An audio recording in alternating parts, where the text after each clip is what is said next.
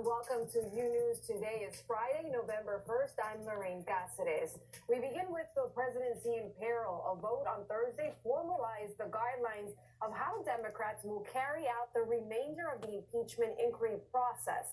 But Republicans are not backing down, defending the president while he stands defiant, refusing to cooperate with the process. Here's the very latest. Out of the 234 Democrats voted against the resolution, Congressman Jeff Van Drew of New Jersey and Colin Peterson of Minnesota. And staying on the impeachment inquiry, let's go to Chris Liu.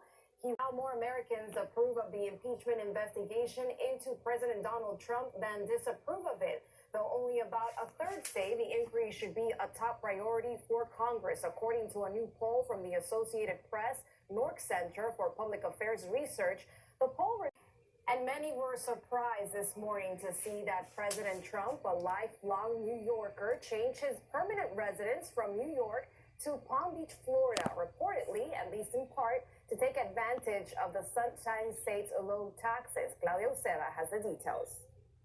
Lady Melania Trump also changed her residency to Palm Beach in an identical court document.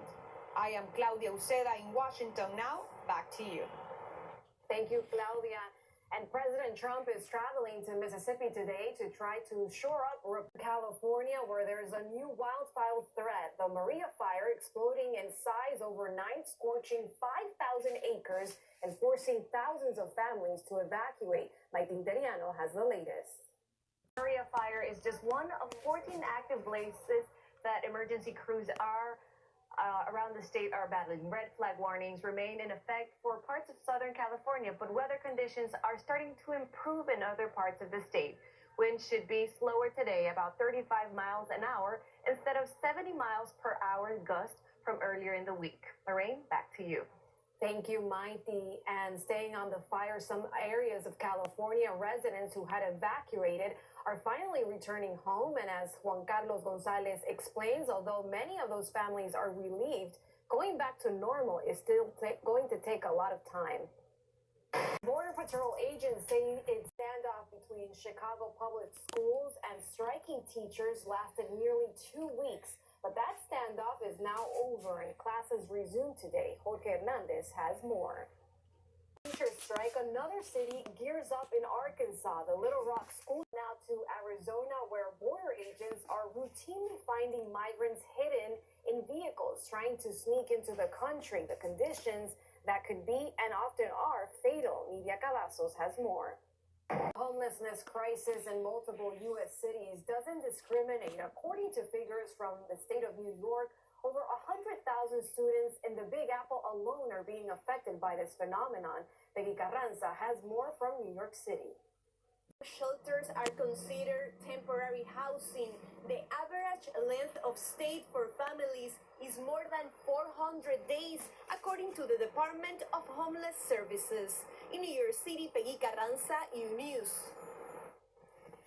Up next, police release new details of play. Paola Byron has the latest.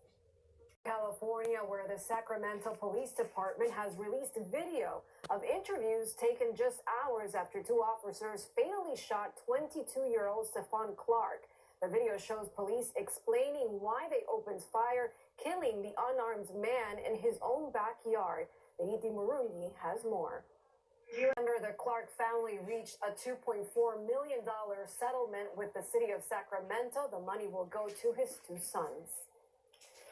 R. Kelly apparently had an interesting reason for skipping out on court Wednesday. The singer's attorneys say his clients had a toenail infection. Staying in Arizona, great horned owl is taking it easy right now on the mend after just a few bumps and scratches, which is pretty great considering what happened to her on Halloween night when she flew into a car grill and got stuck. Kelia Tejada has the story and the amazing pictures. That bird is okay. And then gruesome images of decapitated bodies were sent out by inmates to their families after a riot broke out in a prison in the state of Morelos, just south of Mexico City. The violence, part of an ongoing bloody feud between two Mexican cartel rivals. Now families of prison inmates are demanding answers, questioning their safety. A warning, some of the images might be disturbing to some viewers. Gianni Aponte has the story. Next, there's just 54 days. Cancels out its long-awaited streaming service, and new technology is helping battle the wildfires in California. Annabelle Sedano has the very latest on this tech report. Hi there, that's right, and we begin with this. As you know, every year California is heavily affected for that. I'm Annabelle Sedano, and that was your daily dose of tech news. Have a great weekend, guys. Thank you, Annabelle. And time now to check in with Maite Imperiano. She's got a preview of what's coming up in the second hour of Unews. Maite, happy Friday. What's new? Happy Friday to you too, Lorraine. That's right. We have a lot more coming up in the next hour, including the deadly storms in parts of the Midwest and the East Coast, forcing many trick-or-treaters to change their plans. And today in California, Congresswoman Katie Hill's last day in office. She resigned after admitting to a relationship with a campaign staffer. She gave a blistering last speech vowing to fight revenge porn after intimate photos of her were leaked in the media.